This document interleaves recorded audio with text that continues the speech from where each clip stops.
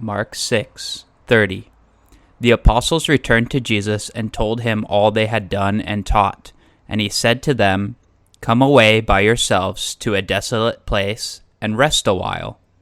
For many were coming and going, and they had no leisure even to eat. And they went away in the boat to a desolate place by themselves. Now many saw them going and recognized them, and they ran there on foot from all the towns and got there ahead of them.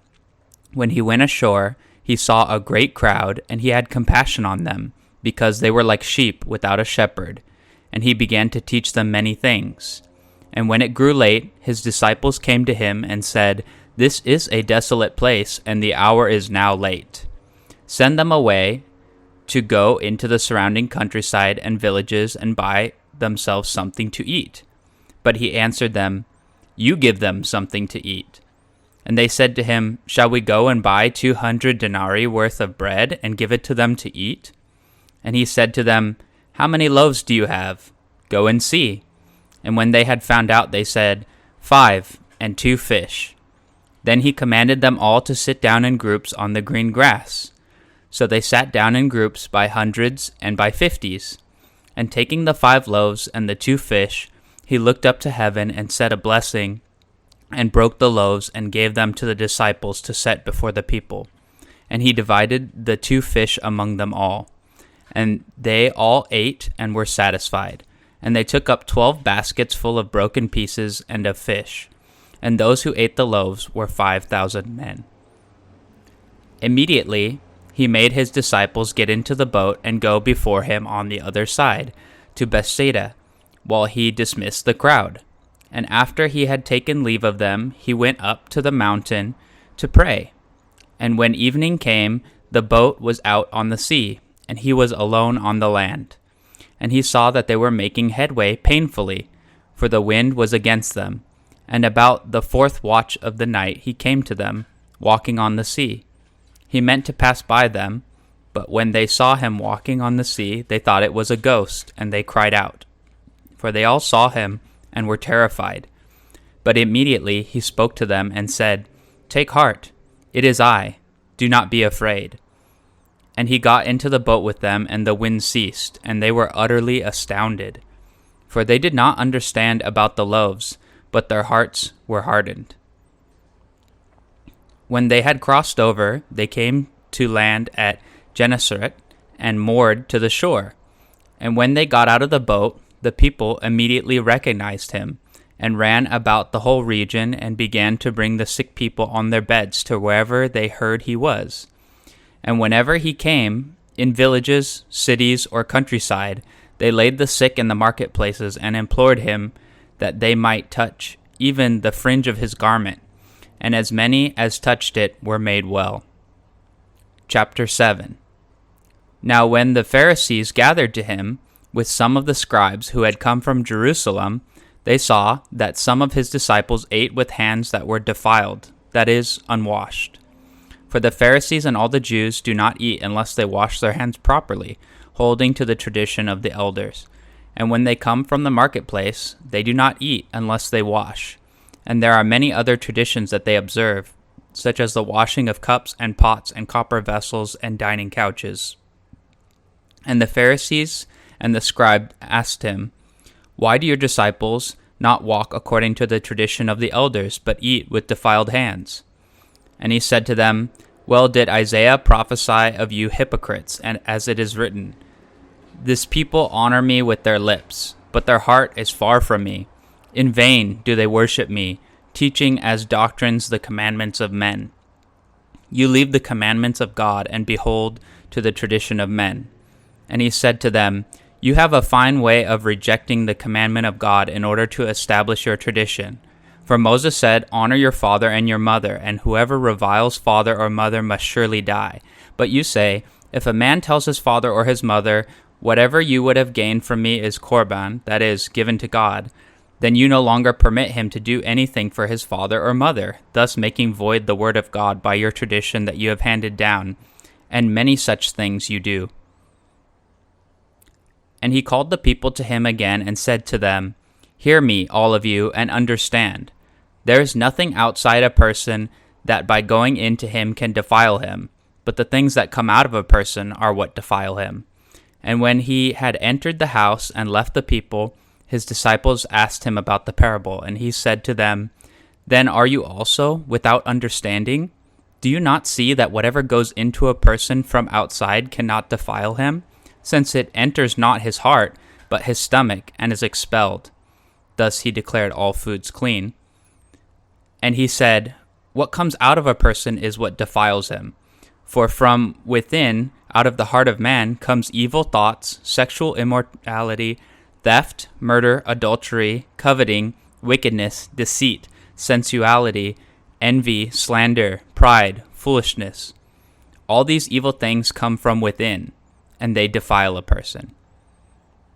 And from there he arose and went away to the region of Tyre and Sidon. And he entered a house and did not want anyone to know, yet he could not be hidden. But immediately a woman whose little daughter had an unclean spirit heard of him and came and fell down at his feet. Now the woman was a Gentile, a Syrophoenician by birth, and she begged him to cast the demon out of her daughter.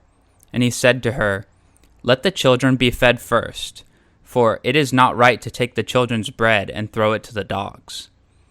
But she answered him, "Yes, Lord, yet even the dogs under the table eat the children's crumbs." And he said to her, "For this statement you may go your way, the demon has left your daughter."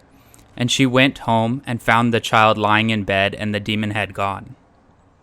Then he returned from the region of Tyre and went through Sidon to the Sea of Galilee in the region of Decapolis. And they brought to him a man who was deaf and who had a speech impediment, and they begged him to lay his hands on him. And taking him aside from the crowd privately, he put his fingers into his ears, and after spitting, touched his tongue. And looking up to heaven, he sighed and said to him, "Ephphatha," that is, "be opened." And his ears were opened, his tongue was released, and he spoke plainly. And Jesus charged them to tell no one. But the more he charged them, the more zealously they proclaimed it. And they were astonished beyond measure, saying, "He has done all things well. He even makes the deaf hear and the mute speak." Chapter 8. In those days, when again a crowd had gathered, and they had nothing to eat, he called his disciples to him and said to them, "I have compassion on the crowd, because they have been with me now 3 days and have nothing to eat. And if I send them away hungry to their homes, they will faint on the way, and some of them have come from far away." And his disciples answered him, "How can one feed these people with bread here in this desolate place?" And he asked them, "How many loaves do you have?" They said, 7. And he directed the crowd to sit down on the ground. And he took the 7 loaves, and having given thanks, he broke them and gave them to his disciples to set before the people. And they set them before the crowd. And they had a few small fish, and having blessed them, he said that these also should be set before them. And they ate and were satisfied, and they took up the broken pieces left over, 7 baskets full. And there were about 4,000 people, and he sent them away. And immediately he got into the boat with his disciples and went to the district of Dalmanutha. The Pharisees came and began to argue with him, seeking from him a sign from heaven to test him. And he sighed deeply in his spirit and said, "Why does this generation seek a sign? Truly, I say to you, no sign will be given to this generation." And he left them, got into the boat again, and went to the other side.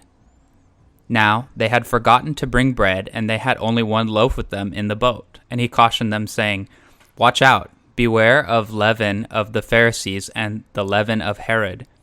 And they began discussing with one another the fact that they had no bread. And Jesus, aware of this, said to them, "Why are you discussing the fact that you have no bread? Do you not yet perceive or understand? Are your hearts hardened? Having eyes, do you not see? And having ears, do you not hear? And do you not remember, when I broke the 5 loaves for the 5,000, how many baskets full of broken pieces did you take up?" They said to him, 12. "And the 7 for the 4,000, how many baskets full of broken pieces did you take up?" And they said to him, 7. And he said to them, "Do you not yet understand?" And then they came to Bethsaida, and some people brought to him a blind man and begged him to touch him.